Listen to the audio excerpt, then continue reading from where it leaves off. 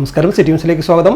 Janata Dal S Kannur ജില്ലാ committee അടിയന്തരാവസ്ഥയുടെ 50ാം വാർഷിക ദിനം ജനാധിപത്യ സംരക്ഷണ ദിനമായി ആചരിച്ചു.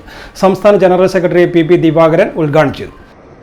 ഫഖ്റുദ്ദീൻ അലി അഹമ്മദിനെ കൊണ്ട് രാജ്യത്തെ അടിയന്തരാവസ്ഥ പ്രഖ്യാപിപ്പിക്കുന്നത് രാത്രി അർദ്ധരാത്രി.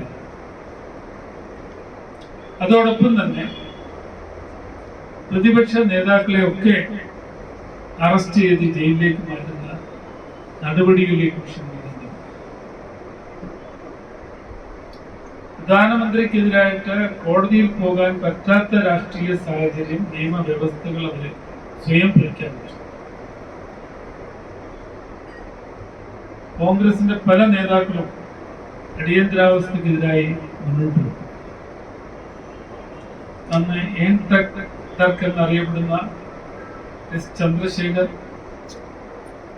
സി ജവ്ജിറാവിനെ പോലുള്ളവർ അടിയന്തരാവസ്ഥക്കെതിരായി ഇടത്തും പുറത്തും സംസാരിച്ചു.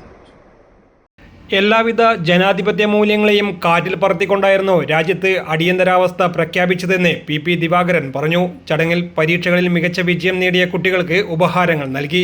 ജില്ലാ പ്രസിഡന്റ് കെ മനോജ് അധ്യക്ഷത വഹിച്ചു. നേതാക്കളായ T Bhaskaran, Subhash Ayyoth, K Sajan, Rakesh Manthampeth, Baburaj Ulikkal, C Dheeraj, T K Kanakaraj, K Ashokan തുടങ്ങിയവർ സംസാരിച്ചു.